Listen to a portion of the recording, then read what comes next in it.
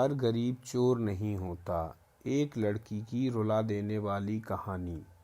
कक्षा की एक छात्रा जोर जोर से रो रही थी। शिक्षिका उसके पास पहुंची और बड़ी विनम्रता से पूछा, क्या बात है बेटी, क्या हुआ, क्यों रो रही हो? उसने रोते हुए उत्तर दिया, मेरी फीस के पैसे चोरी हो गए हैं, बैग में ही रखे थे, किसी ने निकाल लिए। शिक्षिका ने एक लड़की को इशारा करते हुए कहा कि कमरे का दरवाज़ा बंद कर दो और सबकी तलाशी होगी। टीचर ने सामने की 3 लाइन की छात्राओं की खुद तलाशी ली और फिर उन्हें पूरी क्लास की कक्षाओं की जेब और बैग की तलाशी लेने के लिए कहा। कुछ देर बाद 2 लड़कियां तलाशी लेते हुए निशा नामक लड़की के पास पहुंचीं, लेकिन निशा उन्हें अपने बैग की तलाशी लेने से रोक रही थी। तो उन लड़कियों ने शिक्षिका को बता दिया। शिक्षिका तुरंत वहां आ गईं और निशा ने शिक्षिका को भी अपनी बैग की तलाशी लेने नहीं दी। शिक्षिका को निशा पर बहुत गुस्सा आया और उन्होंने कहा, हो ना हो जरूर इसी ने पैसे चुराए होंगे, इसीलिए अपने बैग की तलाशी लेने नहीं दे रही है। निशा ने रोते हुए कहा, नहीं टीचर जी, मैंने पैसे नहीं चुराए हैं, मैं चोर नहीं हूँ। चोर नहीं है तो बैग की तलाशी क्यों नहीं लेने दे रही? टीचर ने गुस्सा होते हुए कहा, नहीं, मैं अपने बैग की तलाशी नहीं लेने दूंगी। निशा ने अपने बैग को जकड़ते हुए कहा।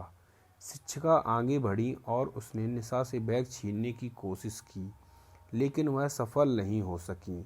शिक्षिका को बहुत गुस्सा आया और उन्होंने निशा को एक जोरदार थप्पड़ जड़ दिया। वह जोर जोर से रोने लगी। ठीक उसी समय पीछे से एक जोरदार आवाज आई, रुक जाओ।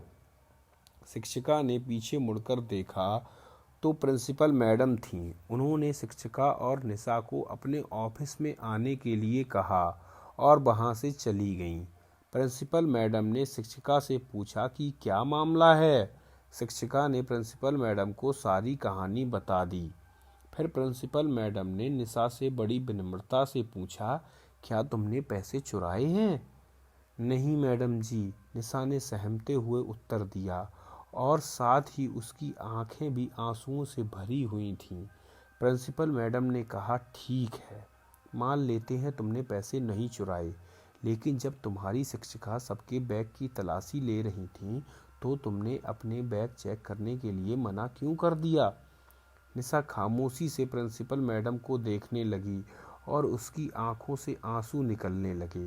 प्रिंसिपल मैडम समझ गईं कि जरूर कोई बात है, इसीलिए निशा ने अपने बैग चेक करने नहीं दे रही है। शिक्षिका ने कुछ कहना चाहा पर प्रिंसिपल मैडम ने उसे रोक दिया और क्लास में लौट जाने के लिए कहा। जब शिक्षिका चली गईं तो प्रिंसिपल मैडम ने बड़े प्यार से निशा को अपने सामने वाली सीट पर बिठाकर उसके सर पर हाथ को फेरा तो निशा ने झट से अपना बैग उनके हवाले कर दिया। प्रिंसिपल मैडम ने उत्सुकता, जिज्ञासा और धड़कते दिल के साथ निशा का बैग खोला, मगर यह क्या, किताबों और कॉपियों के साथ एक काले रंग का थैला भी बैग से बाहर निकल आया। निशा को ऐसा लगा कि जैसे उसका दिल सीने से बाहर निकल आया हो।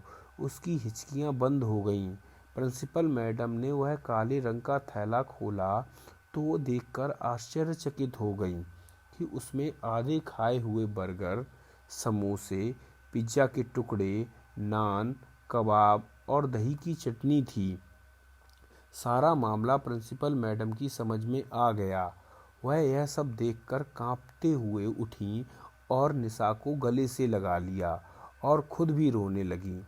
निशा ने प्रिंसिपल मैडम को बताया कि वह घर में सबसे बड़ी है। उसके बाद उसके 2 छोटी बहनें हैं। उसके पिताजी चपरासी की नौकरी करते थे, पर कुछ महीने पहले उन्हें लकवा मार गया। तब से वह बिस्तर पर हैं। घर में कोई और कमाने वाला नहीं है। थोड़ी बहुत पेंशन आ जाती है जिससे गुजारा नहीं हो सकता। एक दिन तो रात को खाना ही नहीं मिला और ना ही नाश्ते में कुछ था। कॉलेज आने लगी तो भूख से चलना मुश्किल हो गया था। एक छोटी सी होटल के सामने से गुजरी तो देखा कचरे के डिब्बे में कुछ नान के टुकड़े और कबाब आधा खाया हुआ चिकन पेटीज पड़ा था। यह देखकर उससे रहा नहीं गया और उसने वह उठाकर खा लिया। सामने के नलके से पानी पिया और मालिक को धन्यवाद करते हुए कॉलेज आ गई। ऐसा कई बार हुआ, पर एक बार कचरे के डब्बे से खाना निकालकर खा रही थी कि होटल का मालिक आ गया। उसने मुझे देखा तो देखता रह गया। पहले वह परेशान हुआ, फिर सारी बात उसकी समझ में आ गई। वह बहुत अच्छा इंसान था। मैंने उसे अपने घर के हालात बता दिए। उसे हम पर तरस आया तो कभी कभी हमारे घर पर खाना भेज देता और कभी कभी ग्राहकों का बचा हुआ खाना एक थैले में रखकर एक जगह रख देता, जिसे मैं कॉलेज आते हुए अपने साथ ले आती और घर जाकर अपनी छोटी बहनों और माता पिता के साथ बांटकर खाती। हमारे माता पिता जब हमें ऐसे लोगों का बचा हुआ खाना खाते देखते तो उनकी आंखों में आंसू आ जाते। मेरी बहनें छोटी हैं तो उन्हें इस बात का पता नहीं है कि यह खाना कहाँ से आता है। यह कहते हुए वह और ज़ोर ज़ोर से रोने लगी और उसके साथ प्रिंसिपल मैडम भी रोने लगीं। हम अक्सर प्लेट में खाना छोड़ देते हैं। उस समय हमारे आसपास ना जाने ऐसे कितने ही लोग हैं जिन्हें एक वक्त का खाना भी ठीक से नहीं मिलता। अगर आपकी हैसियत है तो आप किसी गरीब का घर का राशन भर कर देखिए या किसी और तरह से गरीबों की मदद करके देखिए। आपको ऐसा सुकून मिलेगा जो आपको पहले कभी नहीं मिला हो। धन्यवाद।